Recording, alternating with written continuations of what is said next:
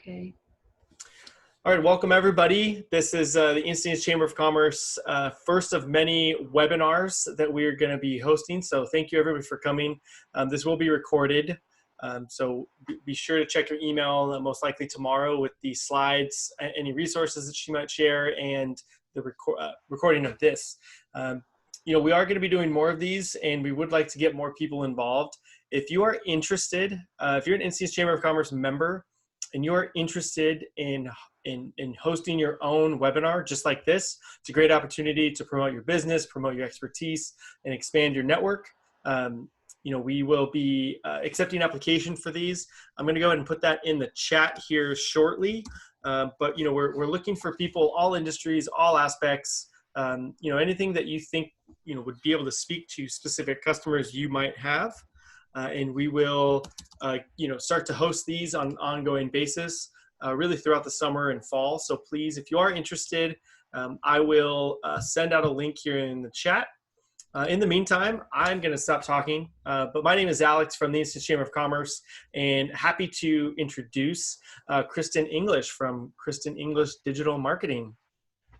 Hello, everybody. Thank you so much for being here. I am excited to do the first webinar for the Chamber.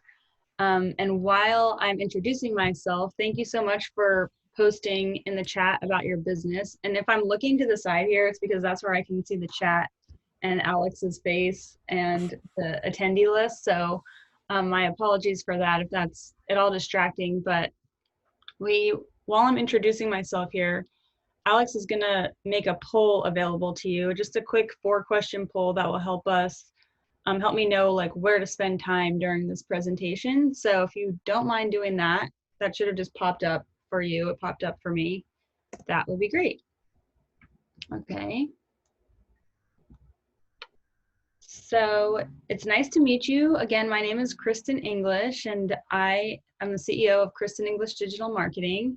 And then I also used to be the marketing director at the Encinitas Chamber of Commerce. So I'm really excited to be here. What I do with my business is I help people mostly through website design and social media management to establish a professional digital presence to support their business and make it more sustainable.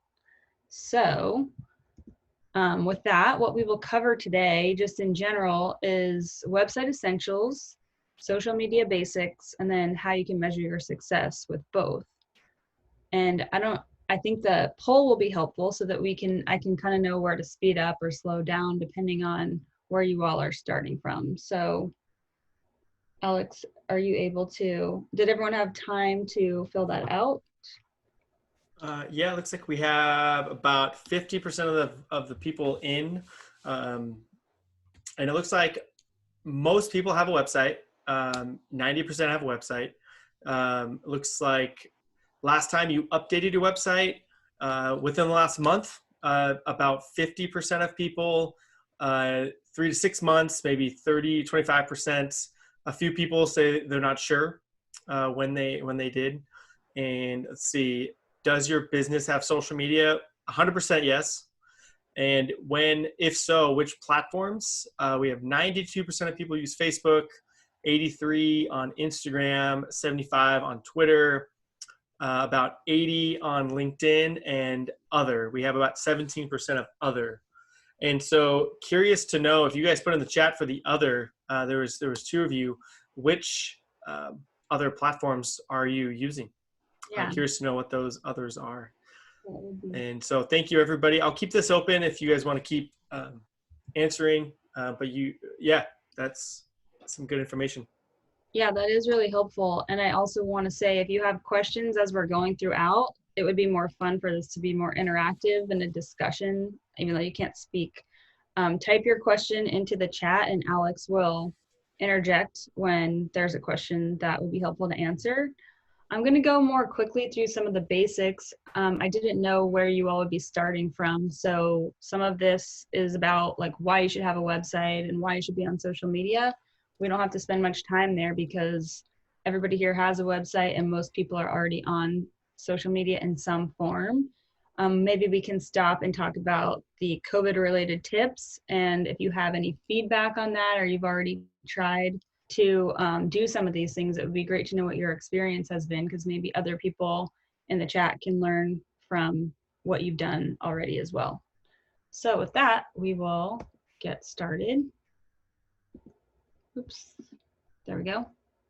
Okay, so you already know why it's helpful to have a website. And the only caveat I would say, if you weren't sure, is like maybe this isn't the best time for you to be investing your resources in a website. And for people who don't know how to update their website or are having issues with that, then one kind of quick and dirty way to have an online presence if you don't have a website is to have a Facebook business page. And it sounds like most of you have that already.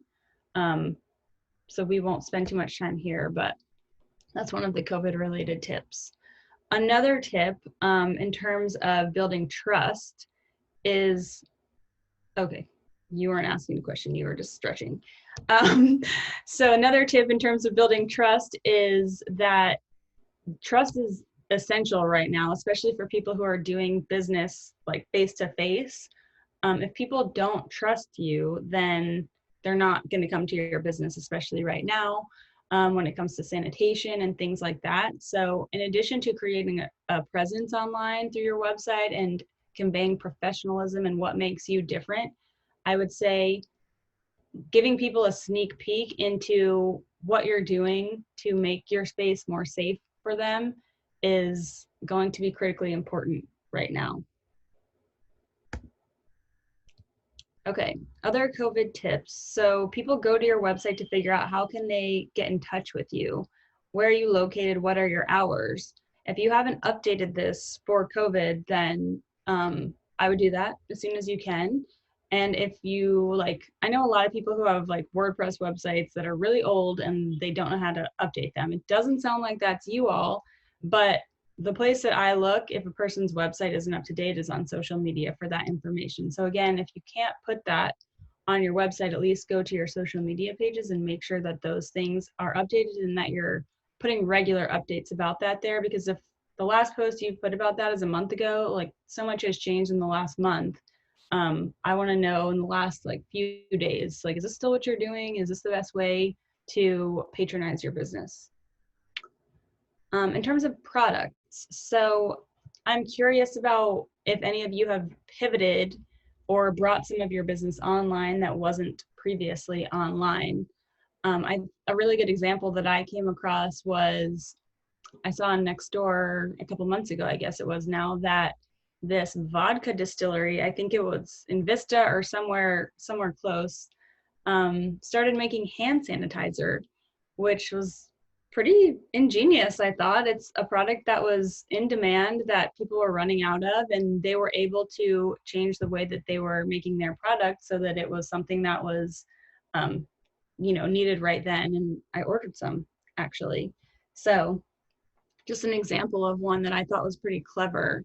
And they probably never thought that they would ever be in the business of making hand sanitizer, but this is a different world and nobody could have planned for this. And so you kind of have to bring out that creative side to figure out how to get through this time in certain ways. Okay, so the latest news, of course, whenever there's new updates related to your business, your website is a great place to share that information. You know this, but definitely if you are any sort of healthcare provider or if you work with kids or anything like that, I think having your COVID-19 office protocol front and center on your website is really important so that people know that you've thought about this. They know that you're in compliance with the law in terms of the return to work plans that you have to do. And they also know what to expect when they come to your business, because maybe the last time they were there was before all this started, and there's a new flow and a new way of doing things now. If there are any changes to your hours or you're a restaurant or something and you have a different, more limited menu, of course, like that's really helpful information to have in a place that's easily accessible on your website as well. Okay, so starting, it sounds like, again, you all have websites already, but my preference is Squarespace. I know a lot of you probably have WordPress websites because that's the platform that's used most throughout the world. And there's good reason for that, but I also 100% think it's not the most user-friendly option out there. So if you're struggling with that, this is one that I would look into, called Squarespace. And it's relatively inexpensive. You don't have to know how to code, thank goodness. And that's what my website is built on, and that's what I built the websites of these 3 businesses on as well, if you want to go take a look at those. They also have a page of resources specifically related to COVID-19, and some of their products that they only offer to certain levels of plans are available for free to anybody right now. The website that or the platform that your website's built on might have that as well. So check into that if you haven't already. Okay, so what should be on your website? You might have some of this stuff, but not all of it. And I think these are the basics of what should be there. Of course, you could have more, but I think at minimum, this is what should be readily accessible on your website. So, of course, who you are, your logo, like whatever visual you want people to associate with your business and your brand, what you're selling, why people might need it, what makes you different, like why did you start this business in the first place, how long have you been around. You know, if you've been around for 20 years, like you've got street cred, kind of, to say the least. And especially if you survive this pandemic, like if people know you've been around and you've survived this sort of thing, then that makes a difference for sure.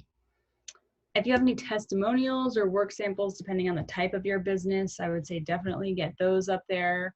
Videos are great. Video tours of like a space you painted, if that's what your business is, or people speaking about how much they love you and your business is always really moving, but at minimum, some words are great. And then of course, photos. So whatever's relevant, but a picture's worth 1,000 words, and that's where our eyes automatically go when we are on a new page. So make sure you have plenty of those, and those that are high quality as well. I think having high quality images for your website is more important than, say, your social media. So if you can do that, that's great. And then your contact information. So again, where are you located and how can we get in touch with you, especially during this time? Have things changed? And if so, that should be reflected on your website so people know what to expect and they know how to patronize you as well. Sometimes, like especially a few weeks ago, it's like it was just so hard to eat out because you didn't know which restaurants were open, what their hours were, how to order, what you could order, and it was almost like not worth it. You don't want people to feel that way about your business. If your social media accounts are not linked from your website, you should definitely add those so people can kind of get to know you that way before they decide if they want to do business with you or not. And then again, any sort of legal stuff, including your COVID-19 protocols, should be available on your website so people can check before they decide to come. Privacy policies, terms and conditions, those sorts of things. I have a question for you on the websites. Yeah. How important is it to keep your information on your website up to date? I mean, I think it's pretty important because if people go there and they can tell you haven't updated your website in 3 years, then they're kind of going to discount everything else on there, because your website should be a tool that evolves with your business. And I know that's easier said than done because sometimes, like recently, things change more quickly than you expect, but this would be a good time if you have some downtime to revisit your website, reread what you have up there, and make sure it's still reflective of your reasons for being in business, what you're offering, and what makes you unique. Maybe you've gotten a new certification or something else that sets you apart that you haven't added to your website yet. Like, it's good to audit that every 6 to 12 months, I would say, at minimum. Do you have anything else to add? Yeah, no, those are all great points. I think recently, in my experience for brick and mortar, there's been a lot of uncertainty. We don't know, in California, especially, things open up kind of with a kind of moment's notice from the state or from local. And there's been quite a few restaurants or coffee shops or just stores in general that I've wanted to go to, but I don't know if they're open or not. And their websites haven't been updated in times, and it's been hard to know if they're there. So I know it's can seem challenging to always have to worry about updating your website or your social media accounts if they have your hours. But you know, it's right now, I think it's paramount because people are trying to go do these things, but where they Right. go to find that information may not be up to date. Yeah, they want to support local businesses from my experience. It's just that sometimes it's hard to do that because, like Alex was saying, you don't know how to do that, when to do that, if you can do that. And I know some businesses are taking this time to do some renovations or things like that that would be maybe less disruptive to do right now than normally during a summer month, for example. So that would be information that would be helpful to see. Even if you just put a banner or some sort of pop-up on your website and don't change anything else, that just tells people that you've updated your website in response to this situation. I think that would go a long way with people. Thank you for that. Okay, we'll move to social media. So it sounds like you said 90% of people are on social media. Is that right?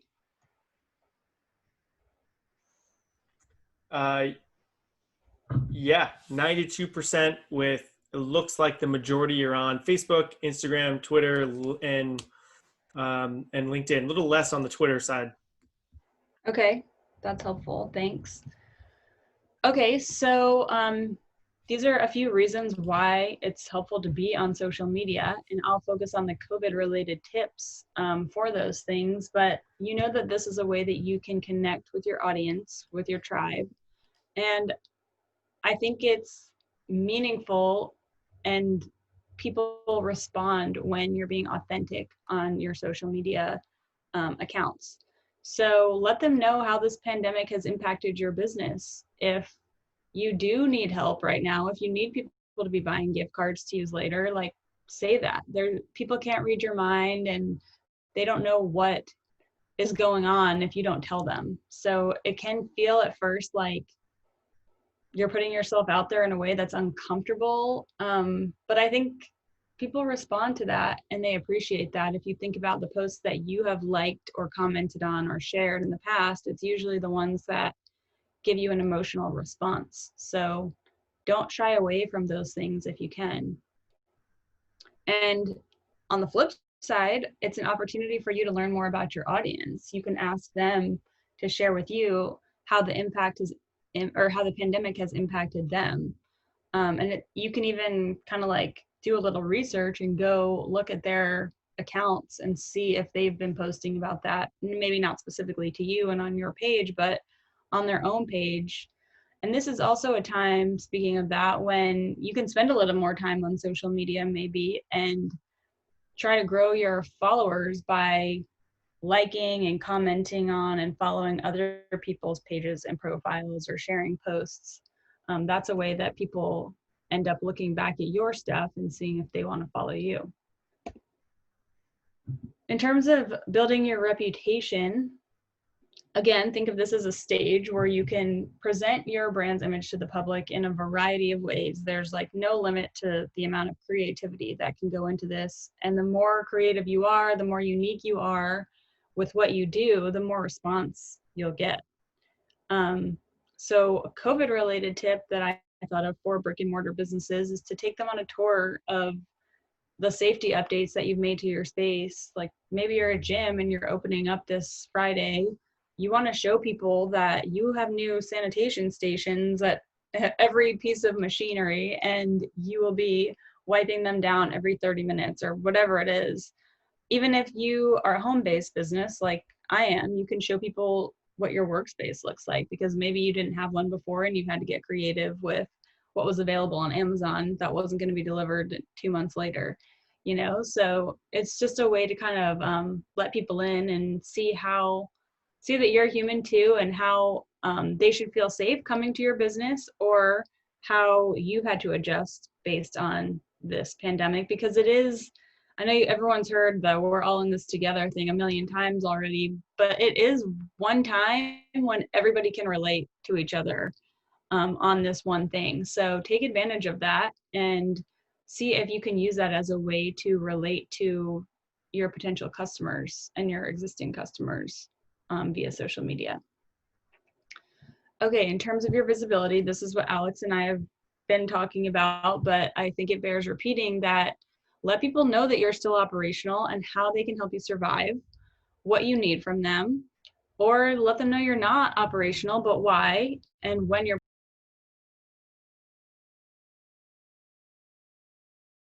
have good news, maybe they don't think to share it. Or like I'm part of this soccer, it's like a sports league, and we hadn't heard anything from them since March. So our team captain, they have our money from the season that we didn't get to play. So our team captain reached out to them and they just gave us an update this week. But it's like, well, you know, you've been holding our money for 3 months and that's fine, but tell us what's going on at least from the perspective of your business, because I don't know what phase like your business is going to be reopening in, and I can't even keep track of what phase we're in right now. I think a lot of people are, you know, have stopped watching the news, stopped reading so many articles because it's just overwhelming and can be a little bit depressing. So even if you think that it's totally obvious what you have to share, it's not. And it's okay to repeat yourself on social media as well, because not everybody is going to see every post that you put out there. People are on at different times, and there's different algorithms that determine that. So like, it's okay if you feel like you're sharing too much, because you're probably not. And then this is an opportunity for you to get your customers to spread the word. I feel like every business, especially small local businesses, have goodwill on their side right now. So ask your customers to share a photo of themselves at your place of business if you're open, or using your product at home, or to do a quick video testimonial that's 15 or 30 seconds long that you could post. I think people like seeing themselves. So if they post it or you post it, then they'll want to share it with their people. And just think of ways and reasons why people might want to talk about you to other people that they know. Take advantage of that. I've been helping the Encinitas Educational Foundation do a fundraising campaign since the end of March. And I thought this idea was so simple at first, to do a coloring contest. That's what the person who was my contact there wanted to start doing, and it has been so successful. We've done a coloring contest every week, and we've got the individual schools and even the school district sending out these coloring sheets to everybody. So every time people post their coloring contest submission, they're tagging us in their photo. That's a photo that we can then share and say, look, these people are talking about us, and look at this cool picture that this kindergartner colored, which is just cute.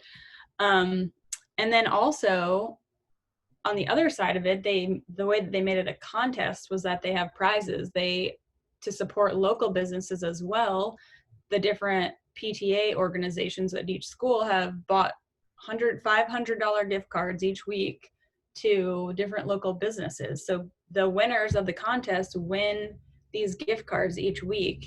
And it's a new contest each week. We're supporting local businesses, so we tag them in our posts as well. And it's just been a really successful and eye-opening campaign for me. So I never would have thought of that, to do a coloring contest. I think the last time I was part of a coloring contest was when I was 5. So it just would never have occurred to me. But like, talk about it to the people in your circle, see what they think might be something that they would talk about or they would share, and just try it. I mean, it can't hurt to try. That's the great thing about social media, is there's plenty of room for experimentation. Okay, so different platforms, and we talked a little bit about this. I don't know if anybody responded to you with what other platforms they're on, but it sounds like the basics are where people are at. I was gonna suggest, if you're gonna pick one to start with, go with Facebook, because that is the most widely used by the most people. Although I've learned recently that people, like, I think it's Generation Z, whatever comes after millennials, they're not really on Facebook. it's like not cool enough for them, I don't think. So they're more on Instagram, Snapchat, and this newer one called TikTok, which I only heard about like a year ago, maybe. But this is just kind of like different profiles of what you use different ones for. And since you all are already on these channels, I would say start thinking about using more video. YouTube is apparently the most used platform of any of these social media platforms in terms of like number of people who are using it each day, even more than Facebook by a little bit. This is as of 2019, but that's the most recent data. And people are going there for entertainment. So it's like free, I wouldn't say TV shows, but some of them are TV shows and just skits and videos, like different things like that. And then also how-to videos. Like I was talking to someone in Encinitas who has a bread baking school, and she's posted 5 or 6 videos about related to like bread making techniques on there, and she's gotten like thousands of views on there without even trying. And I'm not saying that would happen to you or everybody, but I was like shocked at how many views she had on those videos, and that's so awesome. So I'd say video and then podcasts are the new platforms to be moving into and be thinking about for, maybe while you have this downtime for your next project that you might jump into related to social media.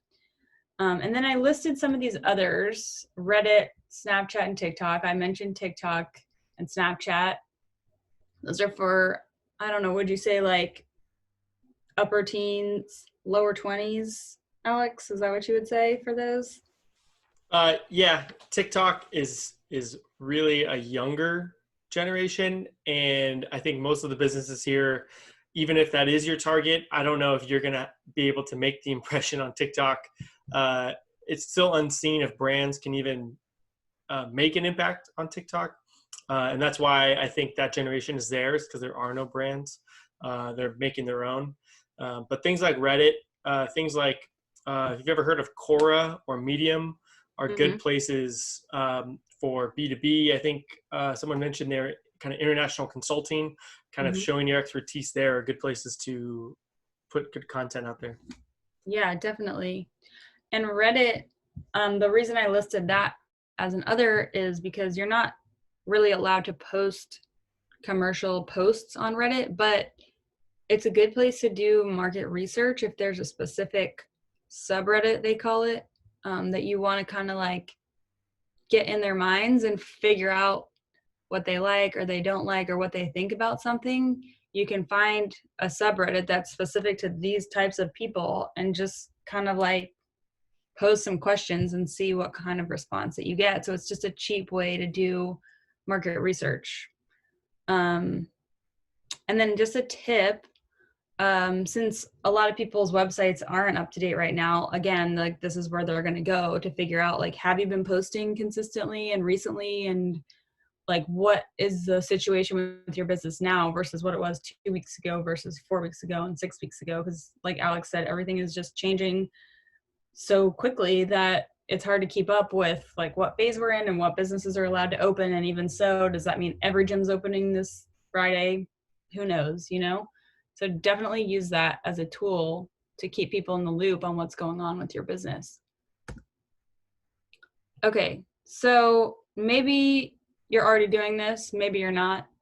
But I kind of think of social media as like cooking or cleaning, where it's like you finish a meal or you finish cleaning something, but you have to cook it and clean it the next day again. Like it's never really over.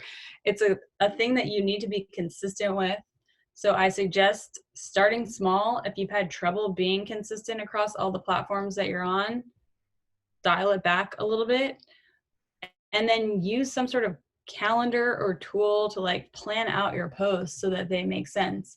And of course, you can only plan so much right now, but you can kind of have some posts ready to go, kind of like in a backlog sort of situation for, if you can't use this one post where you were going to announce something that's not now no longer happening.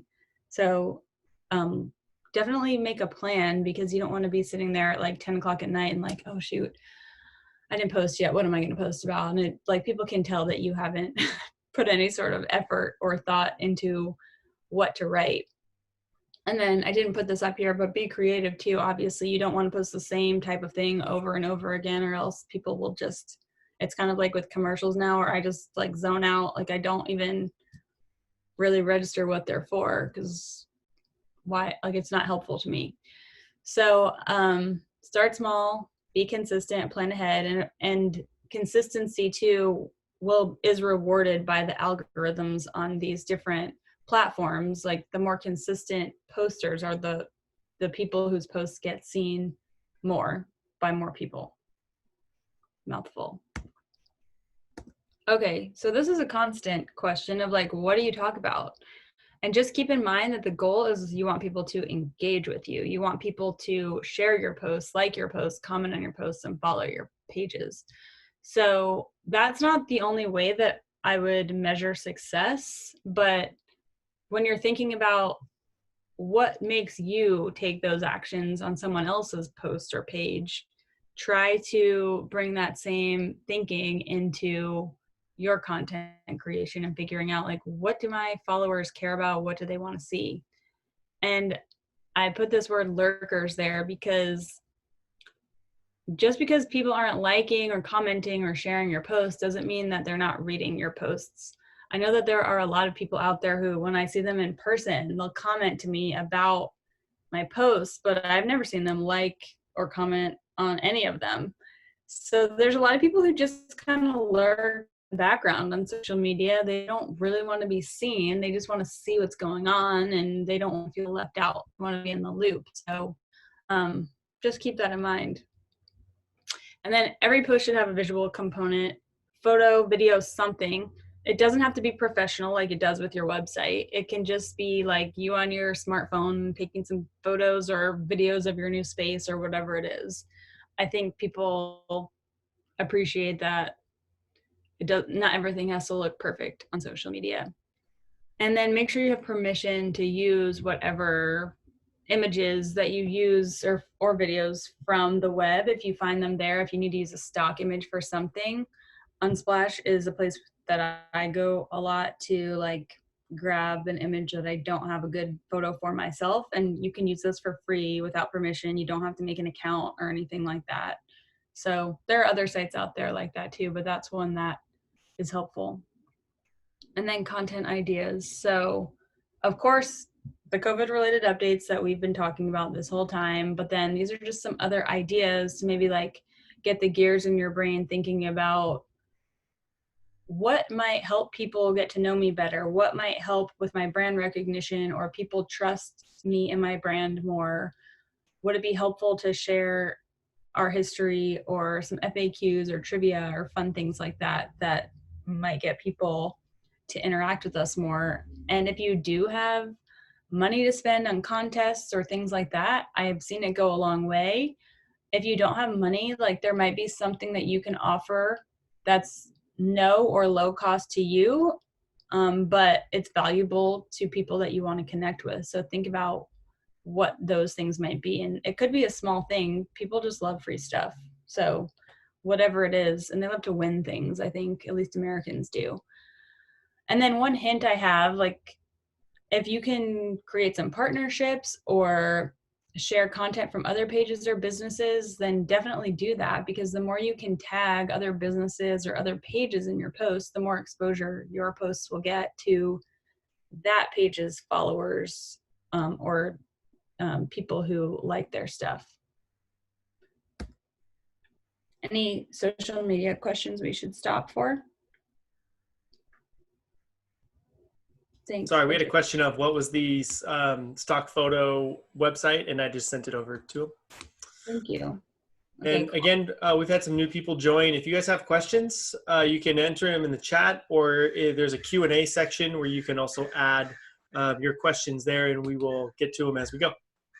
Yeah, we're getting towards the end here anyway. So measuring success, I mean, if you have a website, that's great.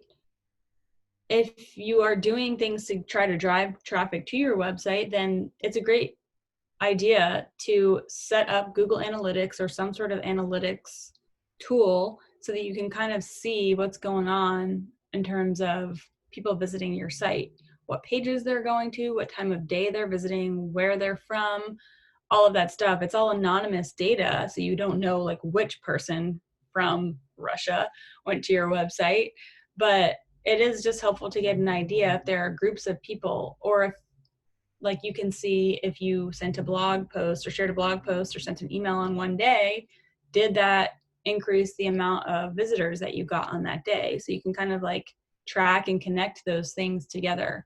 And I mean, you can see on the left side here of this screen, like there's a ton, you could just get lost in these things. So don't get overwhelmed, but you should take a look and figure out what are the most relevant pieces of information that might influence what you do going forward, so that you know if things are having the intended outcome.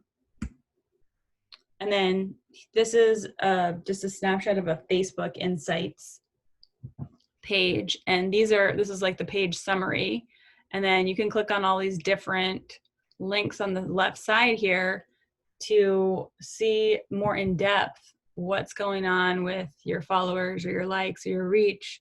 And I will say on Facebook, you have to have, I believe it's at least 100 followers to have access to this information because they want it to stay anonymous. So if you don't have 100 yet, that should be your next goal. Try to get to 100. And if you do, then take a look at these, because it is just really interesting to see, and maybe it will help you figure out when to post on these different platforms, because each of these platforms has this type of information available. It might not be as robust as what Facebook offers, but I know Instagram, for example, has one too in the mobile app, which is the main way that you use Instagram. So it's just helpful to see what is going on. And then set your own goals related to this stuff, because maybe your goal is not to have as many followers as possible on Facebook. Maybe you have a small number of specific customers that you want to connect with each month or each year, whatever it is.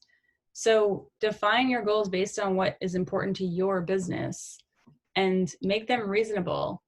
Like I've crossed out this increased brand recognition goal because it's too big. It needs to be broken down, and you only have control over certain aspects of increasing your brand recognition. So a more specific or smart goal would be to establish a consistent Facebook presence. That's something that you have direct control over.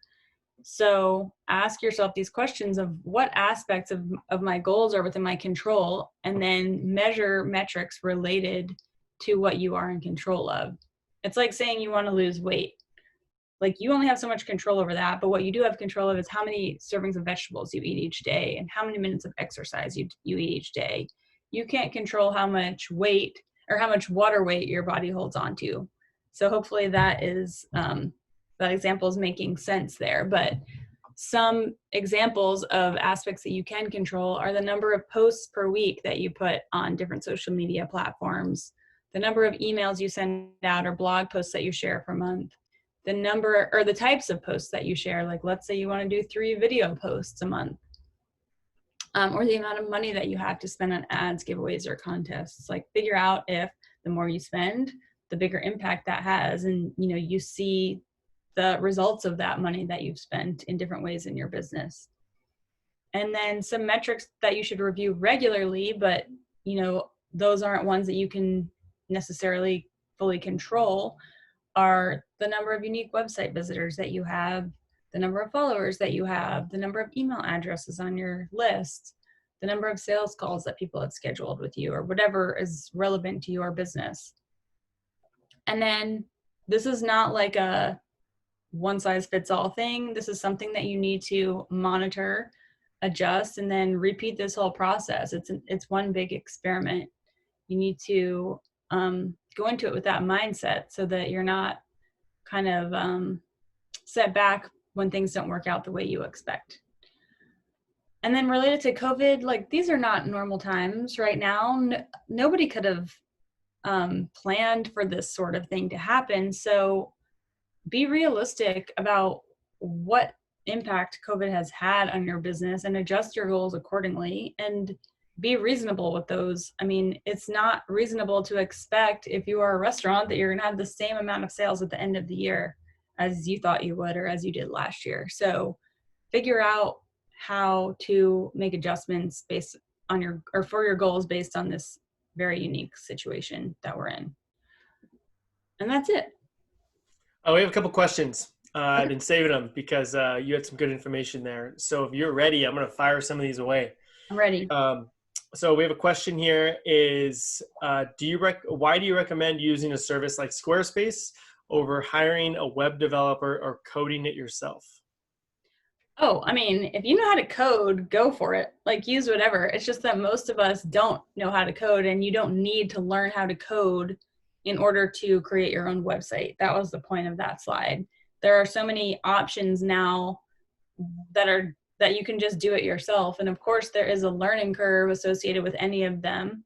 But once you get the hang of it, it's not so bad. And one reason I suggest Squarespace is because I think their knowledge base is really helpful. They have tons of articles and videos and tools to help you figure out how to do what you're trying to do. And then if you can't figure it out still, you can reach out to their customer service team. And I've had great interactions with their customer service team as well. Like, they're timely in their response and they're thorough, and the resources that they direct you towards are helpful. Like, I've interacted with other customer service from other companies that are like, I'm like, did you read my question? I feel like you didn't understand what I was trying to ask, and I don't think it was me. So that's what I was talking about with Squarespace. But yeah, if you can code yourself, go for it. And if you want to hire somebody, of course you can do that.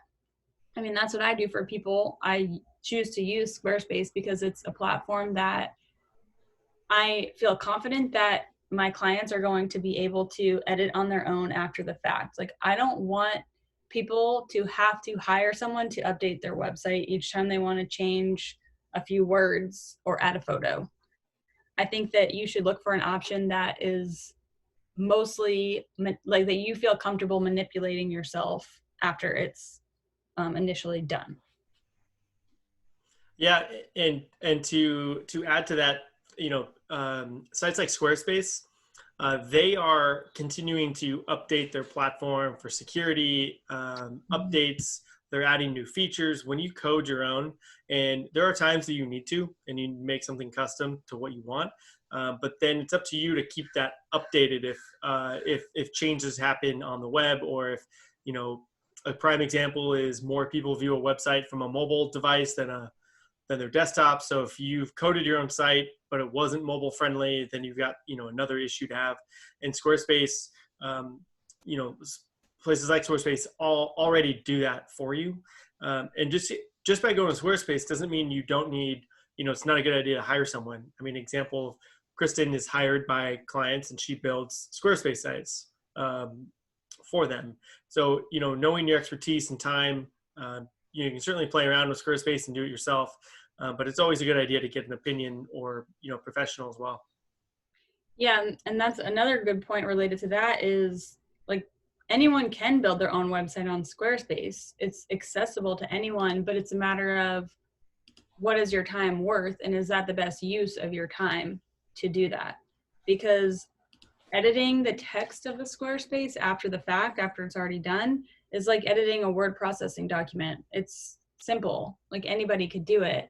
But there are definitely certain aspects to, especially the formatting of pages, where it can be so frustrating sometimes, even for me. And I know I've been working with it for a few years now, and I know how it works, and it's just still can be so annoying sometimes. And I think that that's kind of unavoidable. And then another example, when you were mentioning security, Alex, that I thought of was a couple of years ago in Europe, they came out with this privacy regulation called GDPR, and you had to give privacy protection options to people who are coming to your site or using your business from the European Union. And like Alex was saying, like, Squarespace was on top of that. Like they were like, hey, if you need this feature, just click this button and it's done for you. And if you're coding your own website, you got to figure out, what does the regulation say? What changes do I need to make to my website to be able to like comply with those regulations, and then do the work to be able to do that. Yeah, on that note, California, starting January, released the CCPA, which is their version of the GDPR. And so that's probably a whole separate webinar that I'm sure we can get into. But we do have another question here. And this is, how do you start with Google Analytics? Free, or is it pay? I believe it's free. I use the Google Suite for like my email and everything like that, and it's definitely free if you use it for that. But the way that it works is that it's connected to your email address, kind of like if you were to go use Google Photos or Google Drive or even YouTube now, they're all connected through your email address. So there's a letter number code thing. It starts with UA dash, and then there's like a series of numbers that you get from your Google Analytics website, like your account, and you put it into a certain field on your website. Usually that field already exists if you're using any of these platforms. You just have to figure out where it is. And then you would want to check Google Analytics to make sure that, like when you have a visitor, that it's tracking that you have a visitor, for example. But it's pretty simple and easy to get started with. And also, Squarespace has its own built-in analytics. It's not as robust as Google Analytics, but it will tell you unique website visitors for the last 30 days or whatever it is. So if you want just the basics and that's what you're using, like at least you have that to start with and you don't have to do anything to set it up. Great. We have another question. So you used to be able to post to Facebook and Twitter at the same time by syncing the accounts. Are you still able to do that? You know, I haven't noticed the Facebook Twitter connection. I know that there's the Facebook Instagram connection because they're both owned by Facebook now, but do you know the... I haven't had this situation come up in a while, and I don't think you can anymore. And there's some other, kind of reasons there. Is those platforms are so different that even if you shared it automatically, it probably wouldn't resonate with the Twitter audience because of how it would be formatted. But to be honest, I know there's scheduling platforms like a Hootsuite or some others that you can schedule those across multiple platforms. But I actually don't. I actually tried to look it up while we were on the webinar to see if it's still there. But I don't know if it is. And maybe as marketers, we should have more of a definitive answer. But I think this trend, stopped a couple years ago of doing that.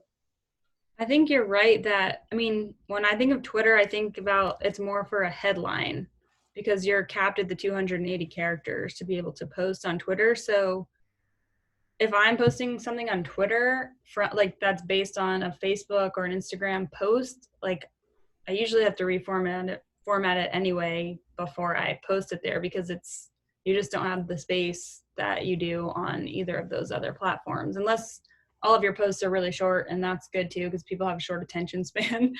Then maybe it would work, but I'm guessing not. You're right about that. I did just find a quick article about integrating the two. I'm going to share this in the chat. Thank you. And there are a few steps you have to follow there. And it says it was updated on February 25th of this year. So assuming it's still something that exists. You know what? There was a comment on May 4th that says Facebook seemed to have ended this functionality. So maybe I should take that back. Sorry, everybody. Didn't read the comments below.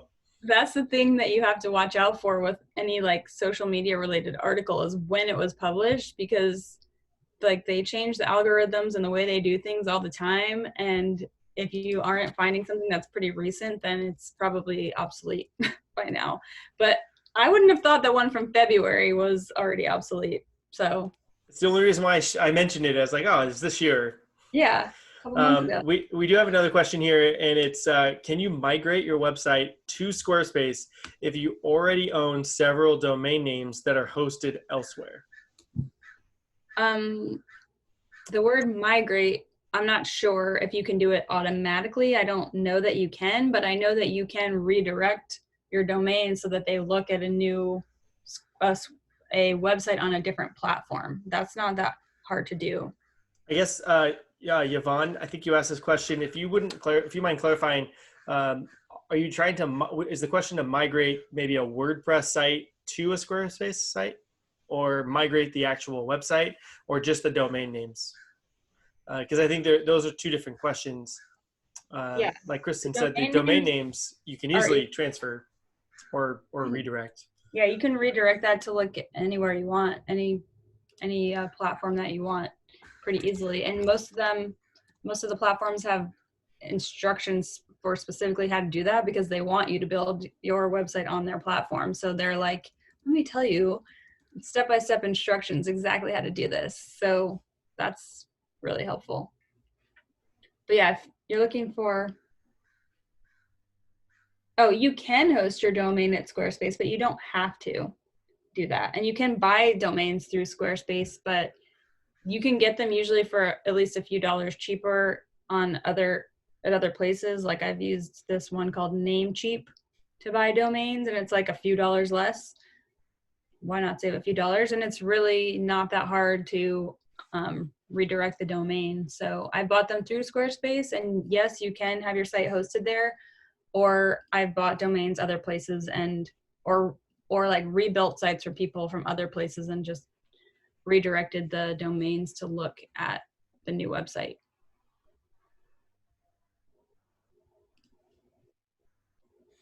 Yeah. Do we have any other questions here? These are great questions. Yeah, these are. Yeah.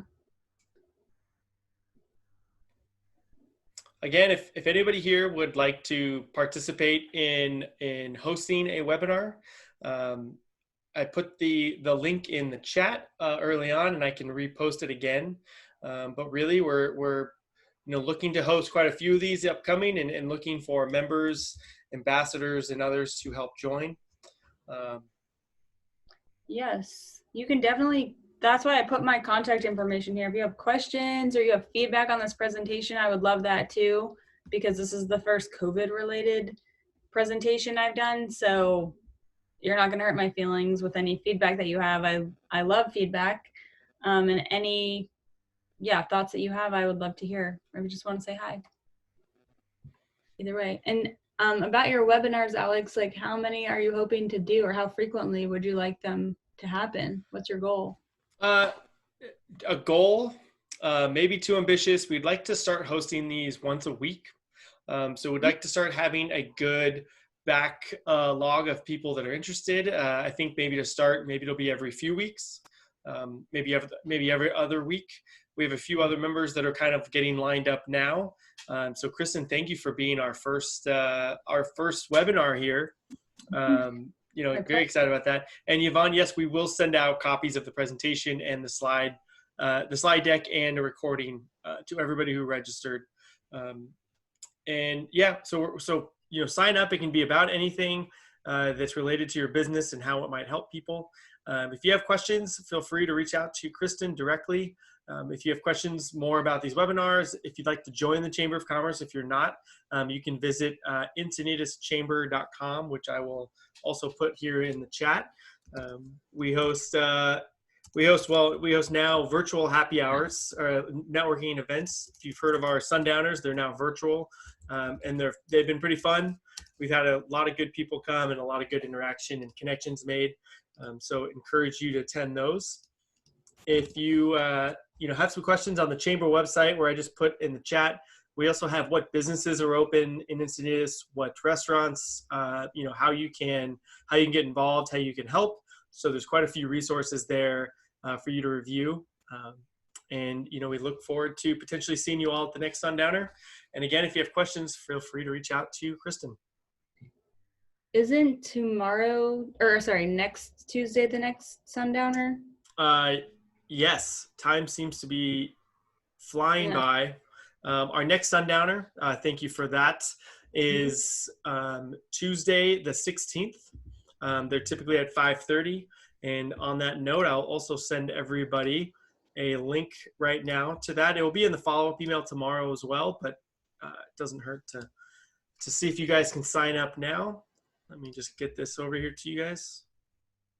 And of course, I mean, since we're talking about marketing, doing a presentation like this could be great marketing for your business. And I mean, it doesn't cost anybody anything, so there's really no barrier to entry. It would only cost you, I guess, membership if you're not already a member. But the chamber has done, like, I can tell that they're doing a lot of good work to try to advocate for our small businesses during this time, because they have direct connections to the city, for example, that, you know, it would be difficult for any of us as individuals to figure out where to go and who to talk to about some of these things. And they're connected to other organizations in the area that are doing really helpful webinars and other things like related to the different loans available for small businesses and things like that. So I have appreciated the resources that you all have shared and are sharing on your website as well around these things.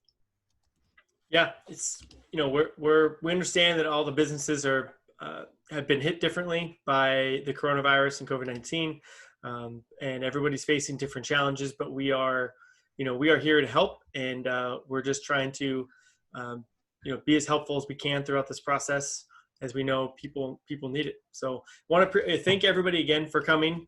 Unless there's other questions, so it looks like, can we use Chamber's permission to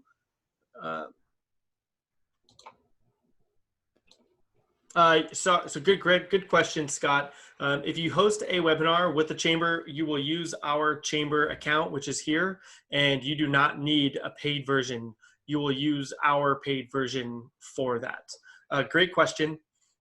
So you do not need a paid version of Zoom or for the webinars. That would be the Chamber's Zoom account we will use, just like this. So hope everybody has a good rest of your week, and thanks for joining.